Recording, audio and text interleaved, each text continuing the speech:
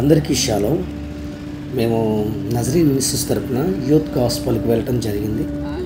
చాలామంది యూత్ కలిసి ఈ యొక్క ఎస్కోట మండలాన్ని కేంద్రంగా చేసుకొని చాలా చోట్లకి సువార్త ప్రకటించడానికి వెళ్ళటం జరిగింది. సుమారుగా 7 వాహనాల్లో బయలుదేరాం. తర్వాత చాలా దూరం ప్రయాణం చేసాం. లోతట్టు ప్రాంతాల్లోకి వెళ్ళడం జరిగింది. కొన్నిసార్లు వాహనాలు వెళ్ళడానికి కూడా మొరాయించిన సందర్భంలో కూడా కష్టమైనా సరే వెళ్ళాలి, ప్రకటించాలనే ఉద్దేశంతో వెళ్ళడం జరిగింది. మీరు చూస్తున్నటువంటి లోతట్టు ప్రాంతాలు అన్నమాట. సర్వసాధారణంగా యేసుక్రీస్తు ప్రభువారు ప్రతి ఒక్క మనిషికి ఇచ్చిన ఆజ్ఞ ఒకటే, మీరు సర్వలోకమునికి వెళ్ళి సర్వ సృష్టికి సువార్తను ప్రకటించండి అని చెప్పడం జరిగింది. గాస్పల్ అనేటువంటి మాటలోనే అర్థం ఉంది, గో అండ్ స్పెల్, వెళ్ళు ప్రకటించు, చెప్పు అన్నటువంటి అర్థసహితమైనటువంటి మాట అది. కాబట్టి యేసుక్రీస్తు ప్రభువారు ఇచ్చిన ప్రాథమిక ఆజ్ఞ లేదా ప్రధానమైన ఆజ్ఞ ఏదంటే వెళ్ళి సువార్త ప్రకటించాలి. ఎందుకు సువార్త ప్రకటించాలి? సమస్త మానవాళికి రావాల్సిన ఘోరమైన శిక్ష నుండి తప్పించింది ఆయనే. ప్రతి ఒక్కరి యొక్క పాపము నిమిత్తం చనిపోయిన వాడు యేసుక్రీస్తు ప్రభువారు. కాబట్టి వాగులు వంకలు ఎన్ని కనిపిస్తున్నా, ఎన్ని అడ్డు వచ్చినా మనం వాటిని దాటుకుంటూ వెళ్ళి ఆయన పోలిక స్వరూపంలో ఉన్నటువంటి వారిని రక్షించాలని ఉద్దేశంతో వెళ్ళడం జరిగింది. సో దానిలో పాట పాడుతూ దేవుని స్థుతించాం, దేవుని గణపరిచాం. అందులో కొంతమంది వారి యొక్క సంతోషాన్ని కూడా పంచుకోవటం జరిగింది. తరతరాల్లో విభేదాలను చెగటాన్ని యేసుక్రీస్తు ప్రభువారు దేవుడుగా ఉన్నారు కాబట్టి ఆయన గురించి ప్రకటించడం జరుగుతూ వచ్చింది.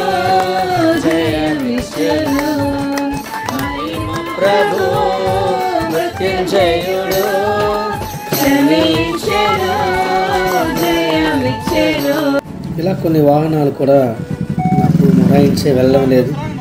కొత్తగా రోడ్లు వేస్తున్నటువంటి పరిస్థితులు కూడా కనిపించాయి. సో ఆ టైంలో అత్యంత కఠినమైన పరిస్థితుల్లో ఉన్నప్పుడు కూడా వెళ్ళడం జరిగింది. సో యేసుక్రీస్తు ప్రభువారి యొక్క గొప్పతనం గురించి పాటలు పాడుతూ చెప్పడం జరిగింది.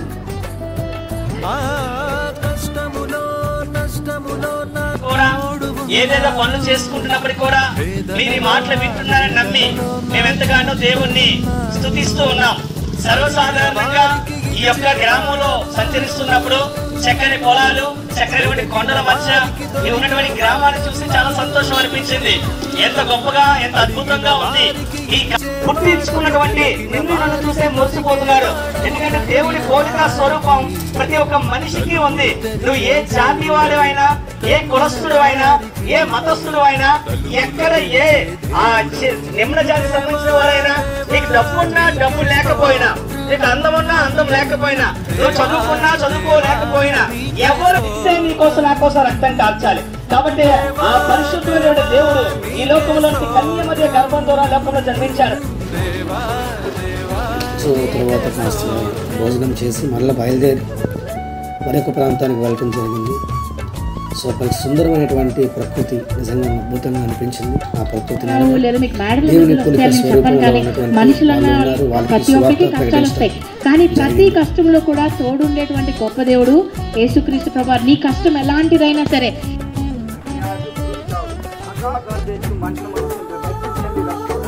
సుమారు 7-8 గంటల వరకు సువార్త ప్రకటిస్తూనే ఉన్నాం.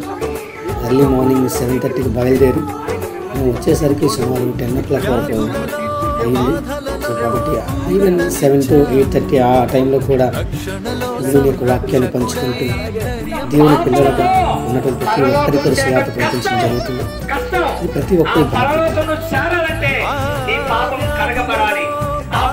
కడుపుని ఏకైక మార్గం ఏంటి తెలుసా? రక్త ప్రోక్షణ. రక్తం చిందిస్తేనే, ఆ రక్తంలోని పాపాన్ని కడుక్కుంటేనే ఈ పాపాలు కడగబడతాయి. మరి ఏ రక్తం? కోళ్ళ రక్తమా, ఎడ్ల రక్తమా, జంతువుల రక్తమా? కానే కాదు. ఏ జంతువుల రక్తం కూడా ఈ పాపాన్ని పోగొట్టదు.